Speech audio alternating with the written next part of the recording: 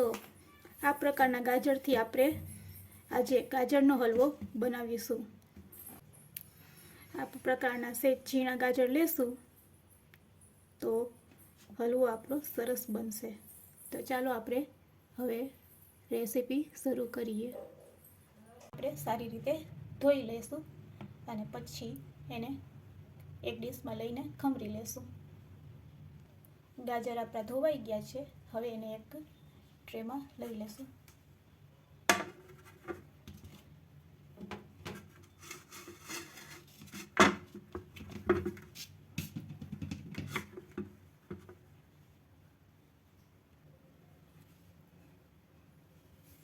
આ રીતે ચપ્પુથી ગાજરને કટ કરી લેશું।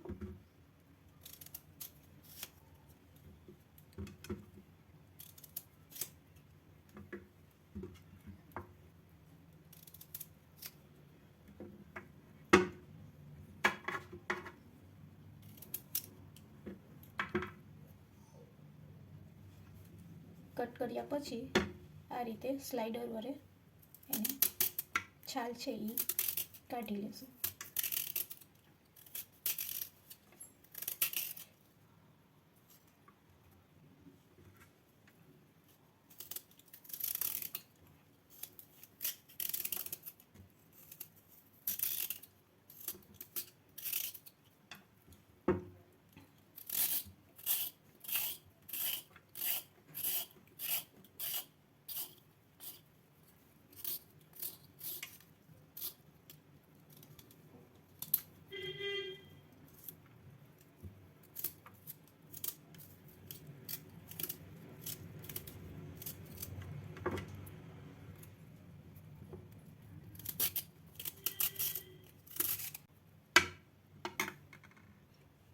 ગાજરની છાલ નીકળી ગયા પછી ખમરી વડે એને ખમરી લેશું।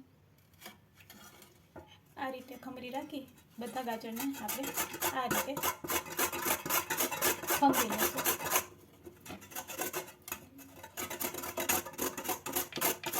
ખમરેલું રેડી થશે। બધા ગાજરને આ રીતે ખમરી લઈશું। આ રીતે ગાજર ખમણ્યા પછી હવે આપણે ગેસની ફ્લેમ ચાલુ કરીશું। તો ગેસની ફ્લેમ આપણે ચાલુ કરશું અને તેમાં ટીસ્પૂન ઘી ઉમેરશું।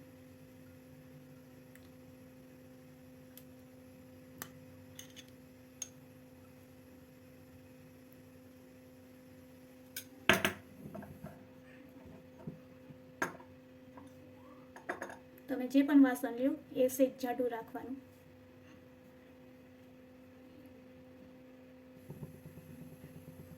ઘી આપણું ગરમ થઈ જાય એટલે આપણે ગાજરનું છીણ એમાં નાખશું।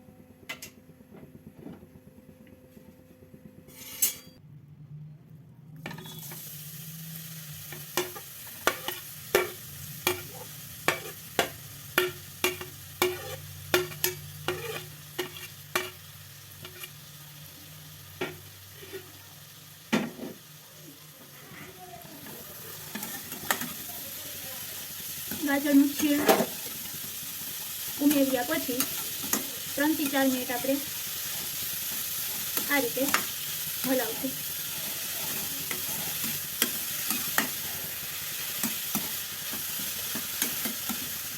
હાઈ ફ્લેમ ઉપર આ રીતે 3 મિનિટ હલાવવાનું।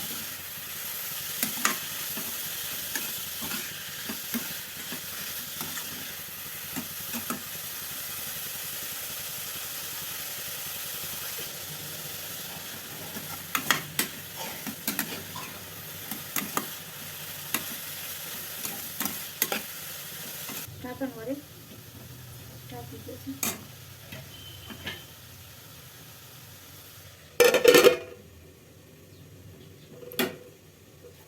ધીરી તાએ 5 મિનિટ રેવા દેશું।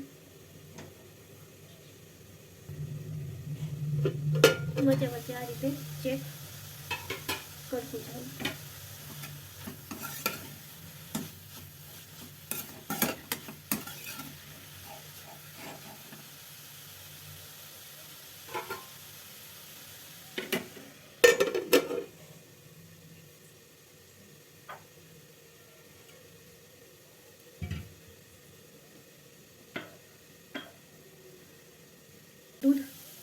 ઉમેરી લગભગ 4 કપ નાખીશ તો અડધો લીટર દૂધ મારું થઈ જશે.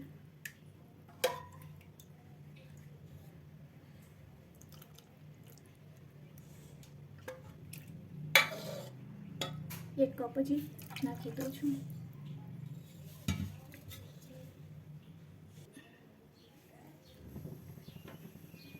દૂધ નાખ્યા પછી આ રીતે તમારે હલાવવાનું હોય છે.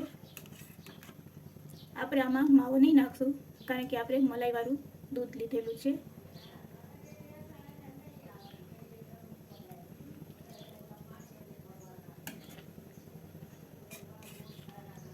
મલાઈવાળું દૂધ લઈએ એટલે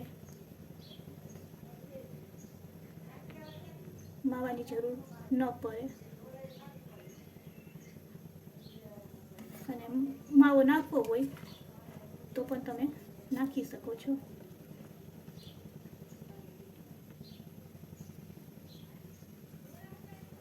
આ રીતે હલાવતું રહેવાનું.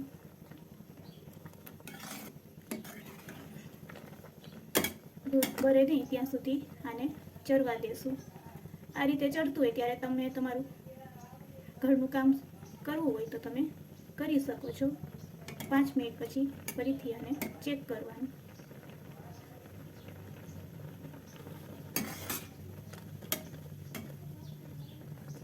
હાઈ ફ્લેમ ઉપર પકાવશું.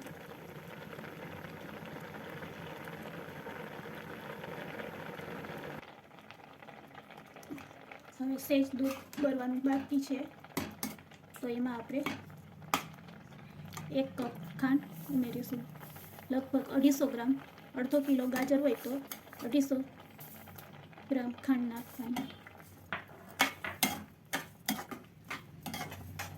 અને એને ચરવા દેવાનું.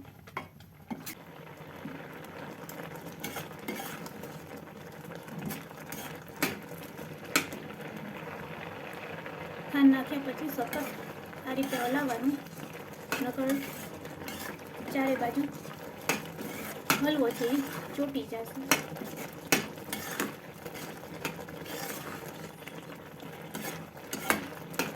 તો હલવો છે એ ઘટ થવા માંડ્યો છે. હવે 3 મિનિટ પછી રેડી થઈ જશે.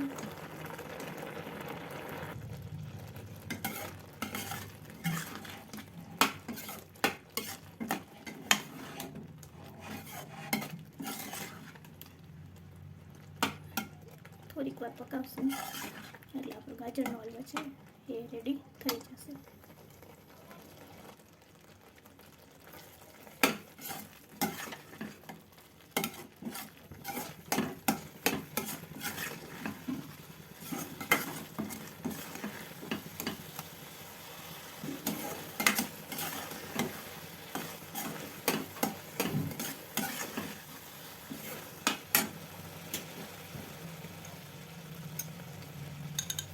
ઘી ઉમેરશું શાઇનિંગ માટે.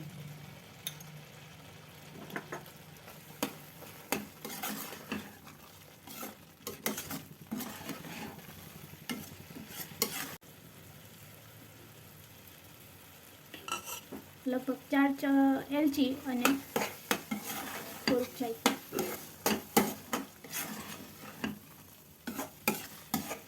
હવે આપણે ગેસની ફ્લેમ બંધ કરી દઈશું.